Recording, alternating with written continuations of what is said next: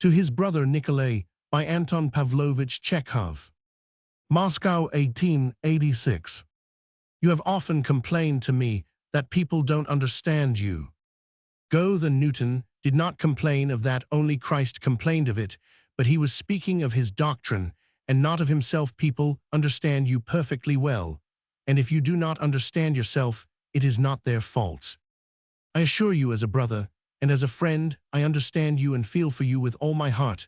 I know your good qualities, as I know my 5 fingers. I value and deeply respect them. If you like to prove that I understand you, I can enumerate those qualities. I think you are kind to the point of softness, magnanimous, unselfish, ready to share your last farthing. You have no envy nor hatred. You are simply-hearted. You pity men and beasts. You are trustful without spite or guile, and do not remember evil. You have a gift from above such as other people have not. You have talent. This talent places you above millions of men, for on earth only 1 out of 2 millions is an artist. Your talent sets you apart. If you were a toad or a tarantula, even then people would respect you, for to talent all things are forgiven. You have only one failing, and the falseness of your position and your unhappiness and your catarrh of the bowels are all due to it. That is your utter lack of culture. Forgive me, please.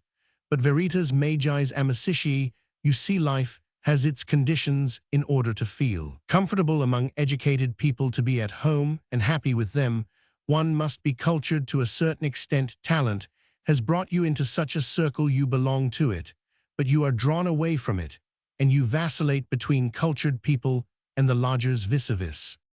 Cultured people must, in my opinion, satisfy the following conditions.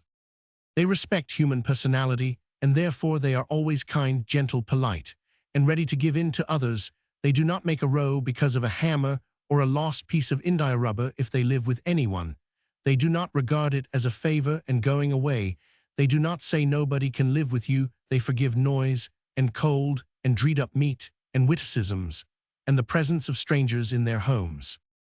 They have sympathy not for beggars and cats alone. Their heart aches for what the eye does not see. They sit up at night in order to help to pay for brothers at the university and to buy clothes for their mother. They respect the property of others and therefore pay their debts. They are sincere and dread lying like fire. They don't lie even in small things. A lie is insulting to the listener and puts him in a lower position in the eyes of the speaker. They do not pose. They behave in the street as they do at home. They do not show off before their humbler comrades. They are not given to babbling and forcing their uninvited confidences on others out of respect for other people's ears. They more often keep silent than talk. They do not disparage themselves to rouse compassion. They do not play on the strings of other people's hearts, so that they may sigh and make much of them. They do not say, I am misunderstood, or I have become second-rate, because all this is striving after cheap effect, is vulgar, stale, false. They have no shallow vanity. They do not care for such false diamonds as knowing celebrities shaking hands with the drunken translators. Note probably Paumen, a minor poet, listening to the raptures of a stray spectator in a picture show, being renowned in the taverns. If they do a pennyworth, they do not strut about as though they had done 100 rubles worth, and do not brag of having the entry where others are not admitted. The truly talented always keep in obscurity among the crowd, as far as possible from advertisement.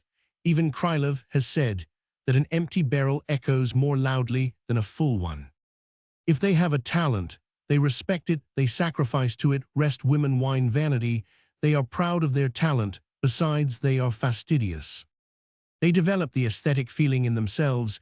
They cannot go to sleep in their clothes, see cracks full of bugs on the walls, breathe bad air, walk on a floor that has been spat upon, cook their meals over an oil stove. They seek as far as possible to restrain and ennoble the sexual instinct. What they want in a woman is not a bedfellow. They do not ask for the cleverness which shows itself in continual lying. They want, especially if they are artists, freshness, elegance, humanity, the capacity for motherhood. They do not swill vodka at all hours of the day and night. Do not sniff at cupboards, for they are not pigs. And no, they are not. They drink only when they are free on occasion, for they want mens sana in corpore sano. And so on. This is what cultured people are like. In order to be cultured and not to stand below the level of your surroundings, It is not enough to have read the Pickwick Papers and learnt a monologue from Faust. What is needed is constant work day and night, constant reading study. Will every hour is precious, for it come to us, smash the vodka bottle, lie down, and read Turgenev, if you like, whom you have not read. You must drop your vanity. You are not a child. You will soon be 30. It is time. I expect you. We all expect you.